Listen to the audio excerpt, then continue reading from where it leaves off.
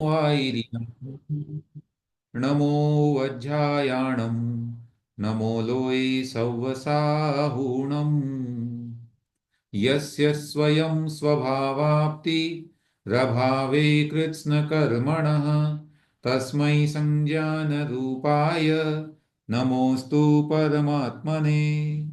पंच परमेष्ठी भगवान की जय। देवादिदेव श्री 1008 ऋषभ देव भगवान की जय। परम पूज्य आचार्य प्रवर श्री पूज्यपाद देवनंदी महाराज की जय। परम पूज्य आचार्य गुरुवर श्री विद्यासागर जी महाराज की जय। परम पूज्य आचार्य प्रवर श्री समय सागर जी महाराज की जय। परम पूज्य निर्यापक श्रमण मुनि पुंगव श्री सुधा सागर जी महाराज की जय। द्वादशांग जिनवाणी माता की जय। आइए हम आमनाय करते हैं। और विचार ये बना है कि शुरू के कुछ श्लोकों को हम छोड़ के अब आगे वाले श्लोकों का आमनाय कर लेते हैं, ताकि समय से पाठ हो सके और हम लोग आगे का अध्ययन कर सकें। और बाकी निवेदन ये है, आप सभी लोग प्रातःकाल मध्याह्न दोपहर जो भी आपको समय मिले पूरा पाठ करने का प्रयास करें, ताकि ग्रंथ आपको कंठस्थ हो सके। कक्षा में पूरा पाठ करना थोड़ा अनुकूलता कम मालूम पड़ रही है, इसलिए 25 श्लोक के बाद से हम पाठ कर रहे हैं। ये आज हम 21 से कर लेते हैं, शुरू के 20 आप लोगों को याद हो होंगे, ऐसा मेरा मानना है। 21 से हम आगे चलते हैं।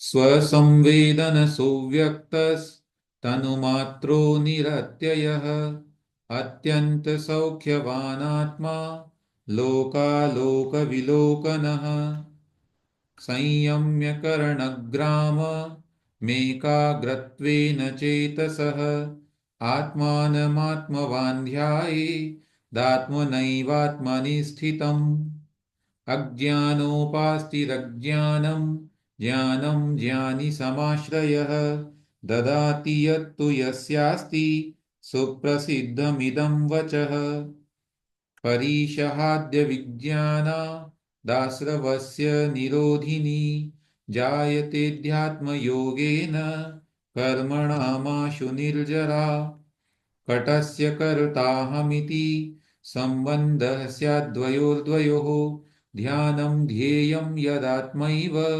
सम्बन्धः कीदृशस्तदा बध्यते मुच्यते जीवः सममो निर्ममः क्रमात् तस्मात् सर्वप्रयत्नेन निर्ममत्वं विचिन्तयेत् एकोऽहं निर्ममः शुद्धो ज्ञानी योगीन्द्रगोचरः बाह्यासंयोगजा भावा मत्तः सर्वेऽपि सर्वथा दुःखसन्दोहभागित्वं संयोगादिह देहिनां त्यजाम्येनं ततः सर्वं मनोवाक्कायकर्मभिः न मे मृत्युः कुतो भीतिर्न मे व्याधिः कुतो व्यथा नाहं बालो न वृद्धोऽहं न युवैतानि पुद्गले भुक्तोज्झिता मुहुर्मोहान् मया सर्वेऽपि पुद्गलाः उच्छिष्टेष्विव तेष्वद्य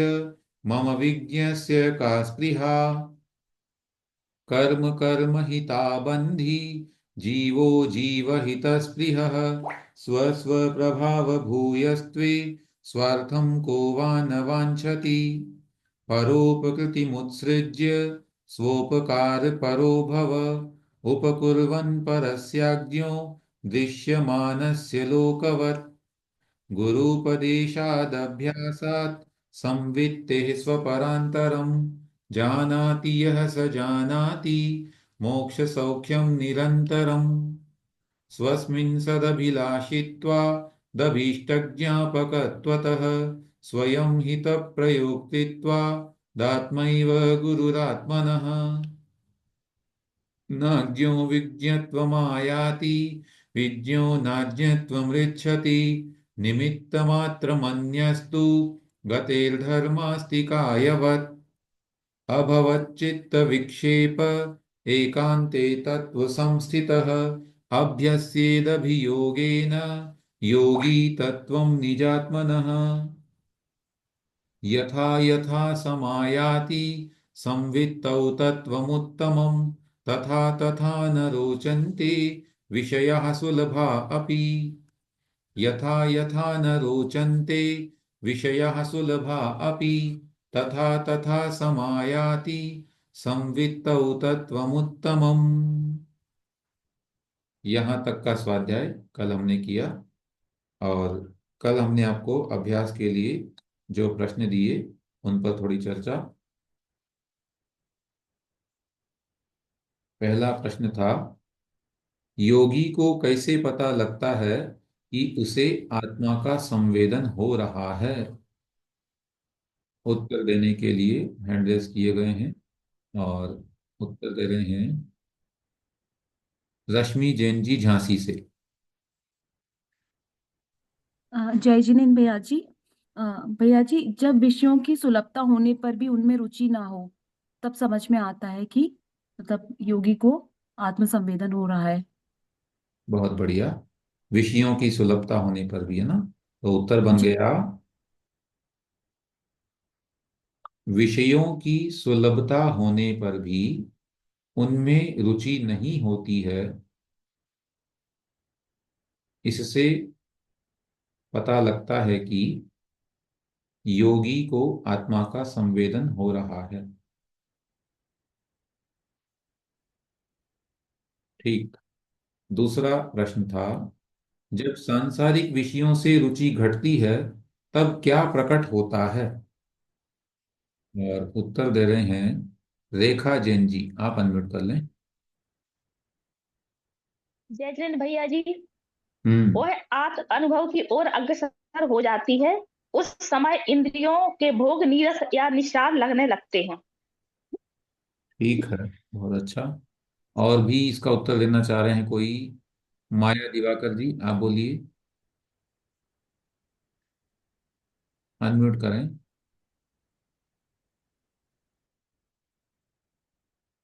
नहीं, आप अनम्यूट नहीं कर पा रहे हैं। हाँ। जब सांसारिक विषयों में रुचि घटती है, तब हम्म, आत्मानुभूति प्रकट या आत्म संवेदन प्रकट होने लगता है। बहुत बढ़िया, बहुत बढ़िया।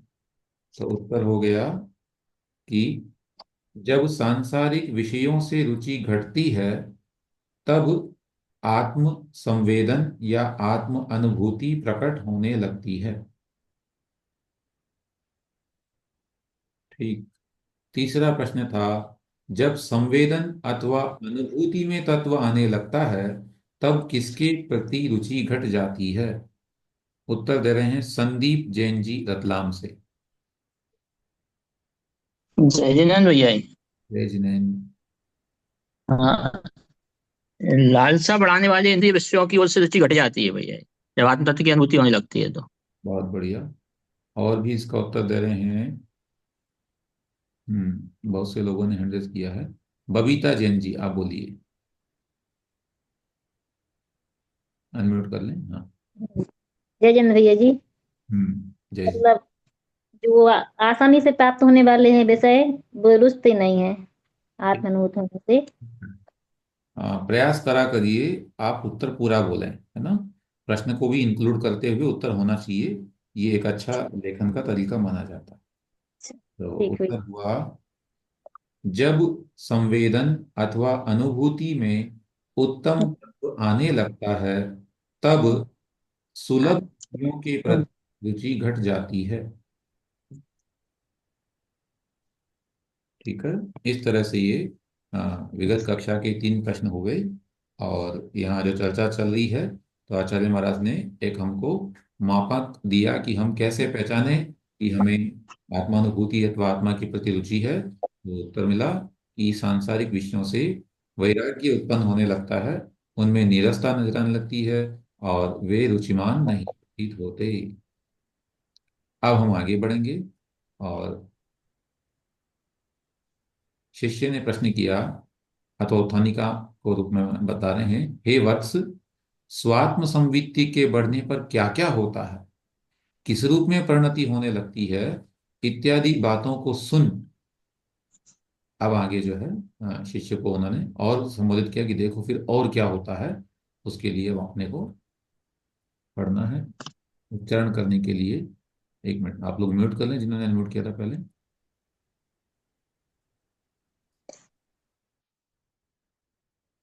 हाँ, और उच्चारण करने के लिए जो निवेदन कर रहे हैं, मनीषा जैन जी कटनी से। आप अनम्यूट कर लें। नहीं, ये किसका अनम्यूट होगा? हाँ, मनीषा जैन जी कटनी से। जय जिनेन्द्र भैया जी। जय जिनेन्द्र। निशामयति निशेष निशामयति निःशेष मिन्द्रजालोपमं जगत् मिन्द्रजालोपमं जगत् स्पृहयत्यात्मलाभाय स्पृश्यत्यलात्माभाय स्पृहयत्यात्म स्पृहत्यात्म नहीं, स्पृहत्यात्म नहीं, उसमें यह भी है एक। स्पृहयत्यात्मलाभाय। स्पृहयत्यात्मलाभाय। हाँ ना, स्पृह के बाद में यत्यात्म का आपको उच्चारण कर सकते हैं। स्पृहयत्यात्म लाभाय स्पृहयत्यात्मलाभाय गत्वान्यत्रानुतप्यते गत्वान्यत्रानुतप्यते गत्वान्यत्रानुतप्यते। गत्वान्यत्रानुतप्यते। मैं पूरा श्लोक बोलता हूं, आप दोहराइएगा। निशामयति निःशेष मिन्द्रजालोपमं जगत् स्पृहयत्यात्मलाभाय गत्वान्यत्रानुतप्यते। निशामयति निःशेष मिन्द्रजालोपमं जगत् स्पृहयत्यात्मलाभाय गत्वान्यत्रात् नुत्यप्ते नुप्यते गत्वान्यत्रानुतप्यते। गत्वान्यत्रानुप्यते आप पढ़िए। नुप्यते गत्वान्यत्रानु। नु गत्वान्यत्रानुप्यते नु को इधर ही पढ़िए आप मेरे साथ, त्रा के साथ में ही। गत्वान्यत्रानु गत्वान्यत्रानुतप्यते तप्यते। अब एक साथ बोलेंगे। गत्वान्यत्रानुतप्यते। गत्वान्यत्रानुतप्यते। ठीक है, अभ्यास करने से और आएगा। बार बार आप पढ़िएगा। बाकी अभी हम अर्थ की ओर बढ़ते हैं। एक बार मेरे साथ सभी दोहरा लेंगे, मैं बोलता हूं, आप सब मेरे साथ में बोलिएगा। निशामयति निःशेष मिन्द्रजालोपमं जगत् स्पृहयत्यात्मलाभाय गत्वान्यत्रानुतप्यते। निशामयति निःशेषम् इंद्रजाल उपमं जगत् स्पृहयति आत्मलाभाय गत्वा अन्यत्र अनुतप्यते। निशामयति अर्थात प्रतीत होने लगता है। निःशेषम संपूर्ण अशेष। इंद्रजाल उपमम इंद्रजाल के समान। इंद्रजाल जो जादूगर का माया जाल होता है उसे इंद्रजाल कहते हैं। उस माया जाल के समान जगत माने संसार। तो संपूर्ण संसार जब इंद्रजाल के समान, माया जाल के समान या जादूगर के जाल के समान निशामयति प्रतीत होने लगता है, दिखाई देने लगता है, और क्या होता है उस समय? तब स्पृहयति आत्मलाभाय, वह योगी अथवा वह ससंवेदन करने वाला व्यक्ति स्पृहयति चाहता है। क्या चाहता है? आत्मलाभाय, आत्म लाभ को चाहता है, आत्म स्वरूप का लाभ चाहने लगता है। स्पृह यानी चाहना, इच्छा करना। किसकी इच्छा करता है? आत्म लाभ की इच्छा, माने आत्मा की प्राप्ति की इच्छा करने लगता है। फिर क्या करता है उसके लिए, आत्मलाभ के लिए? गत्वा अन्यत्र अनुतप्यते, उस समय अन्यत्र जाकर के उसका मन जो है वो, गत्वा माने जाकर, कहाँ? अन्यत्र माने संसार से कहीं और, बिल्कुल बाह्य इन सबको छोड़ करके, अनुतप्यते अनुतप्त होता है, माने संतप्त होता है, व्याकुल होता है, माने उससे वैराग्य उत्पन्न होता है कि अरे ये सब तो कितना कष्टकर है और मैं इसमें इस तरह से रुचिमान हो रहा था। माने उसे ये सब जो है, अब तक जो सुख के कारण मालूम पड़ रहे थे, वे सारे सारे सुख के सांसारिक स्रोत उसे दुख का कारण मालूम पड़ने लगते हैं। शब्दार्थ एक बार पुनः देखते हैं, फिर हम भावार्थ पर बात करेंगे। निशेषम जगत, सारा संसार, संपूर्ण संसार, इंद्रजाल उपमम, इंद्रजाल के समान, माया जाल के समान, निश्यामयति, दिखाई देने लगता है, प्रतीत होने लगता है। माया जाल कैसा है? जो इंद्रजालिक होता है, जादूगर जो होता है, वो हम जानते ही हैं कि क्षण भर के लिए हमारे बुद्धि पर ऐसा माया फैलता है कि हमको वो जो जो कर रहा है वैसा सत्य मालूम पड़ने लगता है। लेकिन हम सभी जानते हैं कि वह सत्य नहीं है। जैसे ही माया जाल टूटता है, वह सब गायब। जो कुछ भी वो इंद्रजाल दिखाता है, मदारी के खेल अथवा जादू से नोट बनाना और तमाम तरह की चीजें, वे सब नकली होती हैं और उनमें यथार्थपना नहीं होता। तो ऐसा ही यह संसार उसे भासित होने लगता है, और उस समय वह योगी आत्मलाभाय स्पृहयति, आत्मलाभ के लिए चाहने लगता है। उसे आत्मा के प्राप्ति की अभिलाषा होती है, तीव्र उत्कंठा होती है कि अब मेरी आत्मा मुझे कैसे मिलेगी। और उसके लिए फिर गत्वा अन्यत्र अनुतप्यते, अन्यत्र माने संसार से दूर होकर के जो है वह अनुताप करता है, माने संताप होता है। उसे अब तक के द्वारा किए हुए जो भी कर्म थे उस पर पश्चाताप होता है। उसी का प्रायश्चित इत्यादि विधियां आगे फिर आगम में जो कही है वह करता है। अस्तु, देखें भावार्थ।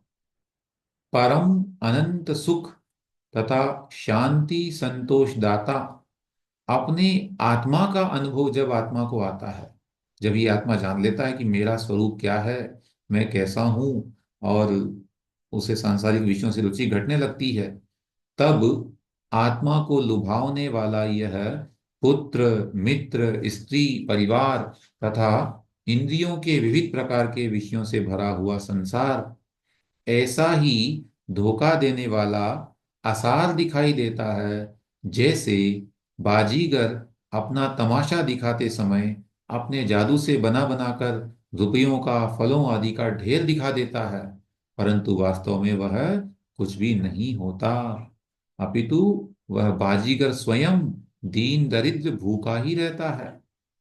ऐसा ही संसार का स्वरूप है, यहाँ पर कष्ट ही कष्ट है। जब आत्मा को अपने स्वभाव का स्वाद आता है, तब वह उससे हटना नहीं चाहता। यदि कुछ देर के लिए उस ओर हटता भी है तो उसे बहुत व्याकुलता होने लगती है, जैसे मछली को पानी से बाहर जाने पर तड़फड़ाकर बेचैनी होती है। ठीक है ना?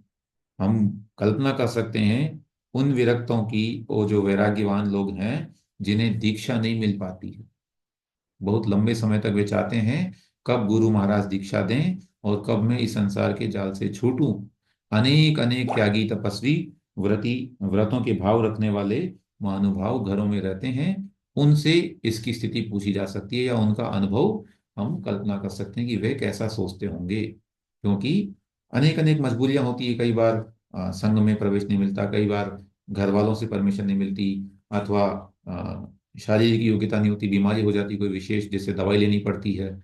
तो ऐसी ऐसी स्थितियों में उस विशेष ज्ञानी को, या कहना चाहिए भव्य जीव को, अथवा भेद विज्ञान करने वाले उस महान पुरुष को, महान आत्मा को कितना कष्ट होता होगा वह सोच सकता है। तो आत्म परिचय होने पर, आत्मा का स्वाद आने पर ऐसा भी उसको होता है। निरंतर वो यही भावना करता है कि कब मुझे मेरे आत्मा का लाभ होगा और इस संसार जाल से, माया जाल से मैं दूर हो पाऊंगा। यह अध्यात्म की कसौटियां हमको बताई जा रही है, और इस और अभिमुख होने का प्रेरणा हमको आचार्य महाराज दे रहे हैं। चलिए आगे बढ़ते हैं। उत्थानिका में लिख रहे हैं, आत्मानुभवी के और चिन्हों को दिखाते हैं कि कैसा उसको जो है प्रक्रिया उसकी होती है, क्या क्या वह कर। चलिए उच्चारण के लिए सतीश कुमार जैन जी, आप अनम्यूट कर लें।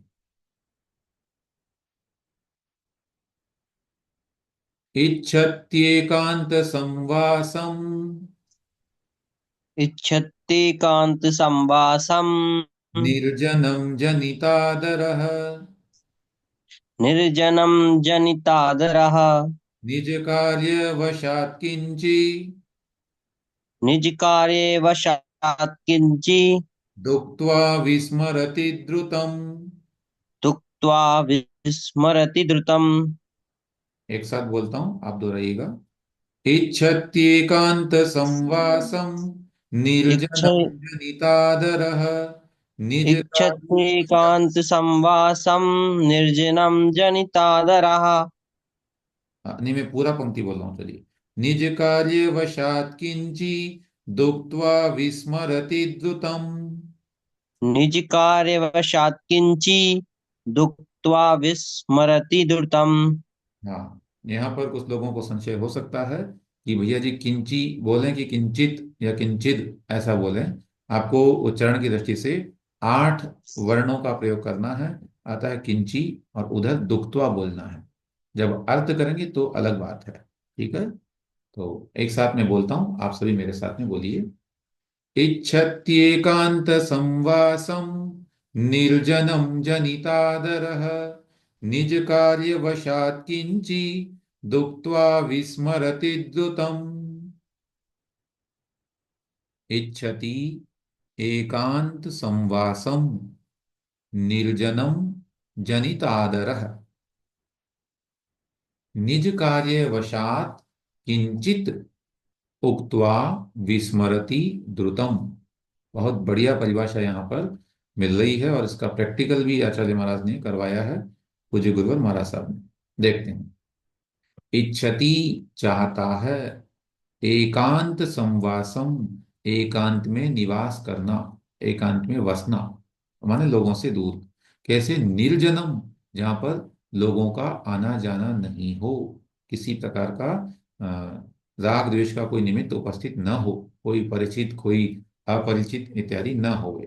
तो ऐसे निर्जन और जनित आदरह, माने जिसमें आदर उत्पन्न हुआ है, ऐसा वह पुरुष। किसके प्रति आदर उत्पन्न हुआ है? आत्मा के प्रति। तो जिसको आत्मा के प्रति आदर उत्पन्न हुआ है, ऐसा वह आत्मानुभवी या आत्मरुचिमान व्यक्ति निर्जनम एकांत संवासम इच्छति, लोगों से विहीन माने बिल्कुल एकांत दूर एकांत संवास को चाहता है। और निज कार्य वशात, अपने कार्य के वश से, माने जो भी शारीरिक विवशता है उस कारण से, किंचित उक्त्वा, कुछ कहना भी हो तो उक्त्वा माने कह करके, द्रुतम विस्मरति, शीघ्र ही भूल जाता है। उसे याद बनाए नहीं रखता कि अरे अमुक व्यक्ति को ऐसा किया था, उसने ये किया कि नहीं किया, वो ये सब उसका कार्य नहीं होता है ना। वह तो बस अपने मोक्ष मार्ग के संचालन में, संचरण में जो कुछ उसको बहुत अल्प अपेक्षा है शरीरगत संचालन में, उतना कुछ कह करके अथवा भव्य जीवों के हित के लिए कुछ कह करके उसे शीघ्र ही भूल जाता है और अपने आत्मरमण की ओर उन्मुख हो जाता है, सम्मुख हो जाता है। शब्द से पुनर् देखेंगे। जनितादर है, जिसे आदर उत्पन्न हुआ है, अर्थात आत्मा के प्रति रुचि उत्पन्न हुई है, ऐसा आत्मरुचिवान व्यक्ति निर्जनम, निर्जन स्थान, जो यहाँ इन्होंने अर्थ ऐसा लगाया, निर्जनम जनितादर, निर्जन स्थान जिसे अच्छा प्रतीत होता है, ऐसा भी कर सकते हैं, निर्जन के प्रति जिसको उत्पन्न हुआ है आदर। अथवा एक ऐसा भी लगा सकते हैं कि जनित आदर है, जिसको आदर उत्पन्न हुआ है, ऐसा वह व्यक्ति निर्जनम एकांत संवासम इच्छति, लोगों से विहीन अर्थात बिल्कुल शून्य, सुनसान जिसको हम कहते हैं हिंदी में, ऐसे एकांत के निवास को चाहता है। और निज कार्यवशात, अपने कार्य के वश से, किंचित उक्त्वा, कुछ कह करके, द्रुतम विस्मरति, शीघ्र ही भूल जाता है। ठीक है ना। देखें भावार्थ। आत्मा का स्वाद लेने वाले मनुष्य की रुचि आत्मा की ओर लगी रहती है। इस कारण उसे अन्य स्त्री पुरुषों के संपर्क में रहना अच्छा नहीं लगता है, क्योंकि अन्य लोगों के पास में उसको अपने आत्म अनुभव करने में विघ्न आ जाता है। और आएगा ही, लोगों का काम है, वो कुछ ना कुछ कहेंगे, राग द्वेष होगा। इस कारण वह ऐसे स्थान में नहीं रहना चाहता जहां पर कि कोई अन्य स्त्री पुरुष आदि रहते हों, जिससे उसे किसी से बातचीत भी न करना पड़े, अपने आत्मचिंतन में उसे कोई विघ्न न आ सके। एकांत स्थान में रहते हुए भी यदि कभी किसी कारण किसी से कुछ बातचीत करके झटपट भूल जाता है कि मैंने किससे क्या बात की थी, क्योंकि उसकी लगन आत्मा की ओर लगी रहती है। ठीक है।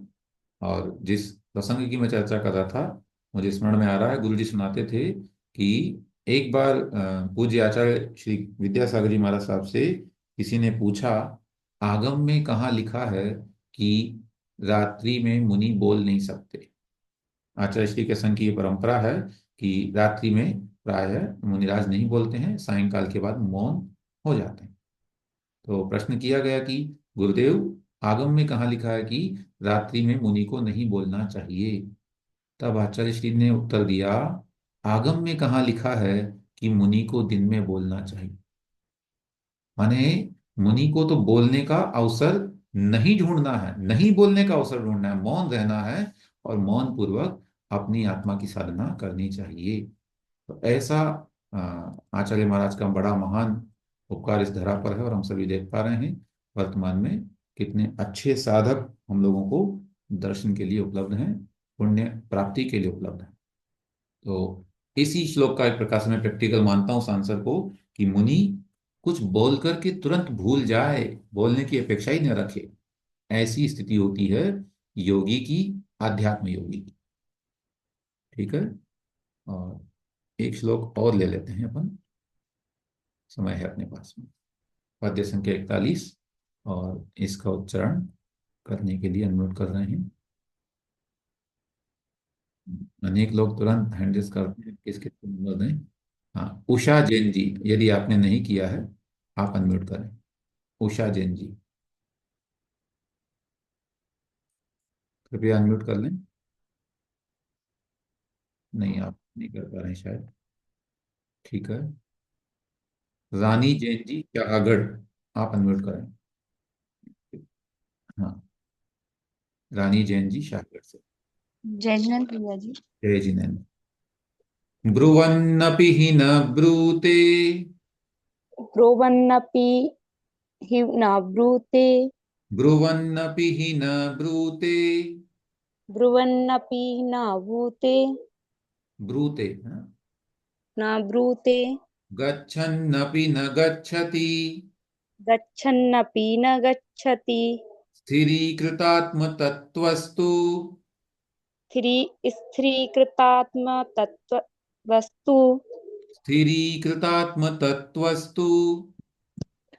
स्थिरीकृतात्म तत्वस्तु, हाँ, मैं को दोबारा नहीं पढ़ना, कृतात्म तत्वस्तु, कतात्म तत्वस्तु, सॉरी, स्थिरीकृतात्म तत्वस्तु।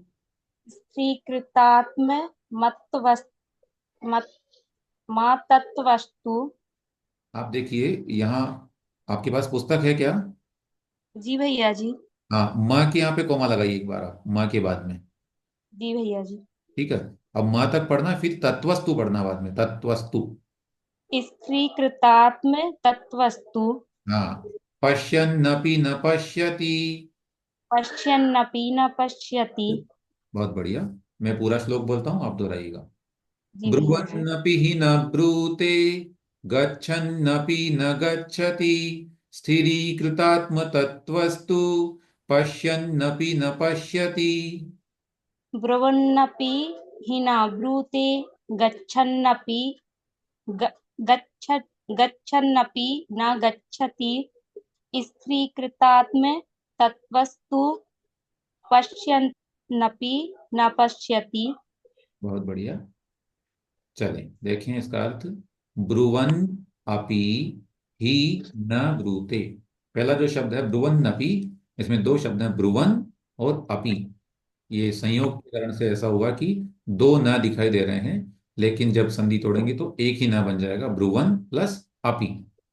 ही न ब्रूते, गच्छन अपि न गच्छति। स्थिरीकृत स्थिरीकृत आत्मतत्व स्थिरीकृत आत्मतत्व तु पश्यन् अपि न पश्यति। कितना बड़ा लक्षण और व्यावहारिक लक्षण बता रहे हैं कि ब्रुवन अपि, बोलते हुए भी, ब्रु माने बोलना होता है, बोलते हुए भी, न ब्रूते, नहीं बोलता है, गच्छन अपि, जाते हुए भी, चलते हुए भी, न गच्छति, नहीं चलता है, स्थिरीकृत माने स्थिर कर लिया है, आत्म तत्व माने आत्म तत्व को, आत्म तत्व में अपने आप को स्थिर कर लिया जिन्होंने, ऐसा व्यक्ति तो, तू माने तो, पश्यन अपि, देखते हुए भी, न पश्यति, नहीं देखता है। इंद्रियां अपना कार्य कर रही है, वो अपना कार्य कर रहा है। सोचिए कितना बड़ा ये चमत्कार है अपने आप में। बोलते हुए भी नहीं बोल रहा है, चलते हुए भी नहीं चल रहा है, देखते हुए भी वह नहीं देख रहा है। कौन? जिसने आत्मा में अपने आप को स्थिर कर लिया है। शब्दार्थ पुनः, फिर भावार्थ की ओर बढ़ेंगे। स्थिरीकृतात्म तत्व है तू, माने जिसने अपनी आत्मा में स्थिर कर लिया है अपने आप को, आत्म तत्व में स्थिर रहने वाला व्यक्ति तो, ब्रुवन अपि, बोलते हुए भी, ही माने निश्चय से, न ब्रूते, नहीं बोलता है, गच्छन अपि, जाते हुए भी, न गच्छति, नहीं जाता है अथवा नहीं चलता है, और पश्यन अपि, देखते हुए भी, न पश्यति, नहीं देखता है। क्या मतलब? भावार्थ से समझते हैं, फिर आगे चर्चा करेंगे। आत्मा का रस लेने वाला आत्म अनुभवी पुरुष यदि किसी मनुष्य से कारणवश कुछ बोलता भी है तो बेमना होकर न बोलने के समान ही बोलता है। इस कारण उसका बोलना भी न बोलने के समान है। यदि उसे कहीं जाना पड़ता है तो वहां भी आत्मा की धुन में उसका मन ऐसा लगा रहता है कि उसे उस चलने फिरने का भी ख्याल नहीं होता। और यदि वह कुछ देखता भी है तो उधर उसकी रुचि नहीं होती, इसलिए उसका वह देखना भी न देखने जैसा होता है। यानी उसके सभी कार्य, संसारी कार्य बेमन से अर्थात बिना मन लगाए होते हैं, अतः उसका सब काम न करने या न होने जैसे हैं। मुझे इसमें थोड़ा सा ऐसा भी लगता है कि जो आत्मानुभवी या आत्म संवेदन वाला व्यक्ति है, वो अगर किसी चीज को देख भी रहा है बाय द वे, तो उसमें भी वो आत्मा ही ढूंढता होगा, है ना। मान लीजिए सामान्य व्यक्ति है, वो राग द्वेष करता है, लेकिन उसकी दृष्टि तो उस भगवान आत्मा की ओर होती है जो सबके अंदर विद्यमान है।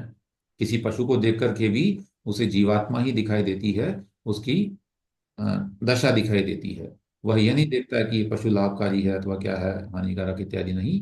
अभी तो उसके अंदर विद्यमान आत्मा उसे दिखाई देती होगी, तभी मुनिराज स्थिर रहते हैं। और अनेक अनेक उपसर्ग उन पर होते हैं, सिंह के और अनेक अनेक जो है सर्प इत्यादि के, फिर भी वे ब्रुवन्नपि न ब्रूते, गच्छन्नपि न गच्छति, न बोलते हैं, न चलते हैं, न देख पाते हैं। ठीक है ना। और ये दृष्टिकोण तो है ही कि देख रहे हैं, फिर भी उनका देखना देखने के समान नहीं है, उन्हें तो बस आत्मधुन लगी रहती है। चलिए, अब आज के प्रश्न आप लिख लीजिए पहले, फिर हम आपसे चर्चा करते हैं आपके प्रश्नों पर।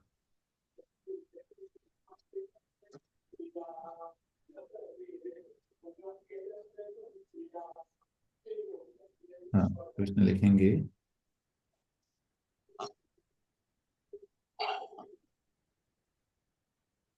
इंद्रजाल के समान किसको कहा गया है? इंद्रजाल के समान किसको कहा गया है? नोट कर लीजिए।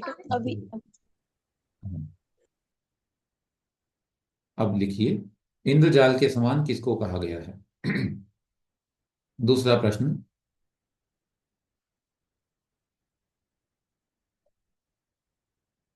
आत्मानुभूति बढ़ने पर योगी किसकी इच्छा करता है? आत्मानुभूति बढ़ने पर योगी किसकी इच्छा करता है?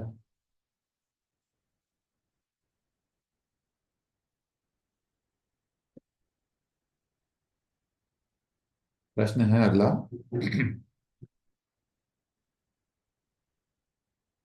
योगी किस स्थान पर निवास करना चाहता है, या कैसे स्थान पर निवास करना चाहता है? योगी कैसे स्थान पर निवास करना चाहता है?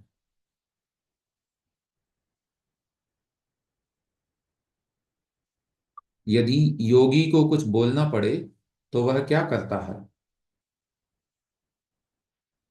चौथा प्रश्न है, यदि योगी को कुछ बोलना पड़े तो वह क्या करता है?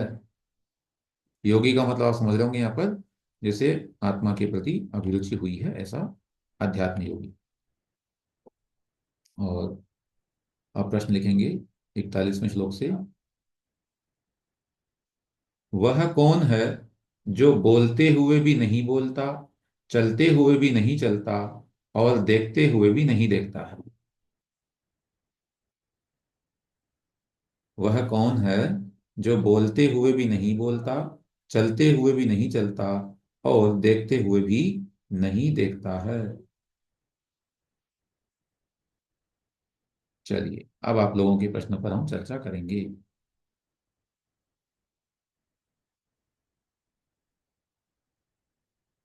वन बाय वन बोलिएगा। हाँ, सर्वप्रथम बोल रहे हैं प्रश्न के लिए जिन्होंने हैंड रेज किया वही बोले, अनम्यूट करके बोलिए, कोई एक नाम बोले पहले अपना। भैया मनीषा जैन जी बोल रही हूँ। जी बोलिए। भैया जी ये 35वें श्लोक में ना आयाति प्राप्त नहीं होता है और ना रिक्षति का भी मतलब प्राप्त होता नहीं होता है, ये दोनों का मतलब एक ही है क्या? दोनों पर्यायवाची हैं। पर्यायवाची। हाँ, भैया जी ये भी और है, समायाति 37 नंबर श्लोक में आता जाता है और 38 नंबर श्लोक में समायाति प्रतिभास होने लगता है। समायाति का मतलब तो आना होता है ना, आ रहा है, उसको आता जाता है नहीं होता होगा। आता जाना वो मतलब लिखा है जी, आता उसमें जाता आता है, जाता है। उसको कंटिन्यू आ रहा है, उसमें रसा स्वाद आता जा रहा है, माने वो सेंस उसकी वहां पर। जाता है का मतलब वहां जाने वाली सेंस नहीं, वहां पर आता जाता माने जैसे जैसे उसको आता जाता है, माने जैसे जैसे आ रहा है, बढ़ रहा है, ये सेंस आ रही है वहां पर। तो आप और दूसरे 38 नंबर श्लोक में समायाति का मतलब प्रतिभास होने लगता लिखा है। देखिए, शब्दार्थ नहीं, ये कुछ भावार्थ के रूप में लिखा जाता है, बाकी शब्दार्थ के रूप में आपको आना ही उसका जी ठीक है भैया, जय जय भैया जी। हाँ, अगले वक्ता बोलिए अपना नाम लेके। भैया जी रश्मि रश्मि जैन बोल जी रही हूँ। से। हाँ बोलिए। भैया मुझे ना एक हमेशा शंका रहती है कि जैसे हमें मतलब दिन में कभी भी मन लगे कि स्वाध्याय है या हमें ये रिवाइज करना है, तो क्या हर बार कपड़े चेंज करने होते हैं क्या? कैसे हम लोग कर सकते हैं ये? सामान्य शुद्धि जो है वो बना के रखना ही चाहिए, उसी का परिणाम अच्छा रहता है। हमको भी गुरुजी ने ये निर्देश दिया था पढ़ते समय कि कभी बिस्तर पे बैठकर नहीं पढ़ना, डोलते हुए नहीं पढ़ना, माने ऐसे घूमते घूमते, ताकि जीव इंसान न हो। और एकांत मतलब एक जगह बैठ कर के स्थिर बुद्धि से ही पढ़ना चाहिए। ये कुछ विशेषताएं, सुखासन में पढ़ना चाहिए, पढ़ने का योग कहा गया है। सुखासन का मतलब जिस आसन में आपको कंफर्ट फील हो, अन्यथा पढ़ने में मन नहीं लगेगा। ये सामान्य निर्देश है और जिनवाणी के योग्य यथा योग्य शुद्धि रखनी चाहिए। अब इसमें पर्टिकुलर बार बार कपड़े वाला हम निर्देश नहीं दे सकते हैं। भैया ठीक। नीचे जैसे जमीन पे हमारे बिस्तर बिछा के हम बैठ सकते हैं, जैसे गद्दी बिछ रही है दुकान वगैरह में उस पे। ठीक है, सर्दी से बचने के लिए वो तो ठीक है, पर जहां हम सोते हैं वो बेड पर बैठ के नहीं पड़ना, वैसे ही हम करें। जी भैया। ये कुछ सामान्य शुद्धियां विवेक के अनुसार ही कार्य कर सकते हैं, क्योंकि ये सबकी अपने अपने घरों की परिस्थितियां हैं। इसमें कोई एक स्टैंडर्ड आंसर नहीं बन सकता है, सबका अपना अपना स्थान है, उसके अनुसार देख करके उनको करना है। चलिए, अगला प्रश्न। जय जैन भैया जी, मैं जी। निवेदिता जैन बोल रही हूँ जी। राजिम से। हाँ हाँ। भैया मेरे को 39 का नीचे जो स्त्री आत्मात्म लाभ आया है ना, हाँ इसके हाँ। मतलब नहीं समझ में आ रहा। और भैया आप क्वेश्चन आंसर डाल दिया करो ना, तो जिससे हम लोग नोट बना लेंगे।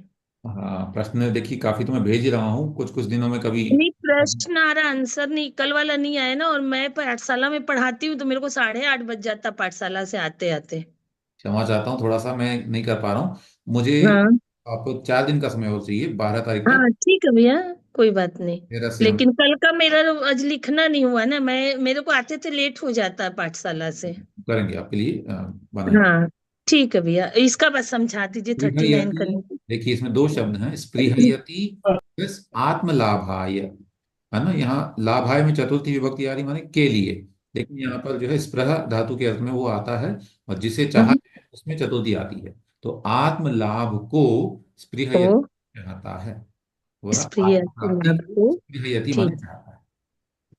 लाभयंती, हाँ, लाभाय, लाभाय ठीक है, माने लाभ को, ये लगा, लाभ को है ना, हाँ, लाभ आत्म को स्वरूप को, आत्म लाभ को हम्म, चाहता।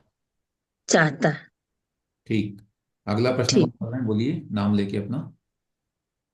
भैया जय जिनेन्द्र, अरुण जी जैन बोल रहा हूँ। जी बोलिए। हाँ भैया जी, हमने निशा माने रात पढ़ा था, अब हाँ ये वो निशा अलग मयाति चीज है। माने दिखाई देने लगता है, ये है ना निशामयति, मतलब। एक्चुअली ये जो है ना शम धातु है, शम, और शम धातु से शमयति, और फिर उसमें नी उपसर्ग लगा करके निशामयति बना हुआ है, वो अलग शब्द अच्छा, है निशा। और यहाँ शम धातु का प्रयोग करके उससे निशामयति बना। शम, ठीक, दोनों जय ठीक। जिनेन्द्र भैया। जय जिनेन्द्र। और जयजनन भैया जी, स्वाति बोल रही हूँ। जी भैया जी, हम जो ये हमने 39, 40 और 41 जो श्लोक पढ़े हुए हैं, तो ये श्लोक हम मतलब ये माने कि जो योगी जो आत्म साधना कर रहा है उसके परिप्रेक्ष्य में है ये हाँ श्लोक जी, सारे। हाँ जी बिल्कुल, इष्टोपदेश पूरा ही उसी के परिप्रेक्ष्य में है। नहीं, शुरुआत में जो शुरू के श्लोक थे वो हाँ, वह कुछ हमसे व्यवहार मतलब से अपने अपने को आप आगे से बढ़ाया। रिलेट कर पा रहे थे। जी जी जी, व्यवहार से। अभी जो लगता है कि ये थोड़ा सा ऐसा लगता है कि ये चीजें तो हम मतलब कर भी नहीं पा रहे हैं और इसके लिए थोड़ा ज्यादा साधना करनी पड़ेगी। डेफिनेटली हम लोग इसमें नहीं कर पाएंगे, हमारी भूमिका ही नहीं है, ये हम मुनियों की भूमिका का अध्ययन कर रहे हैं,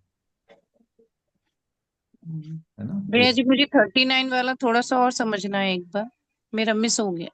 पुनः बोल देता हूं मैं। जी भैया। निश्शेषम इंद्रजालोपमम, सॉरी, निश्शेषम यानी संपूर्ण, जगत माने संसार को, इंद्रजालोपमम इंद्रजाल के समान, निशामयति माने मालूम पड़ता है, दिखाई देने लगता है उसको, माने जब उसको सारा संसार इंद्रजाल के समान दिखाई पड़ता है, तब वह योगी आत्मलाभाय स्पृहयति, आत्मलाभ को चाहता है, और अन्यत्र गत्वा, माने बाकी सब संसार से, विषय भोगों से, घर परिवार से अन्यत्र माने दूर होकर के, करके अनुतप्यते, अनुताप किया जाता है, माने संतप्त होता है, व्याकुल होता है, उदासीन हो जाता है।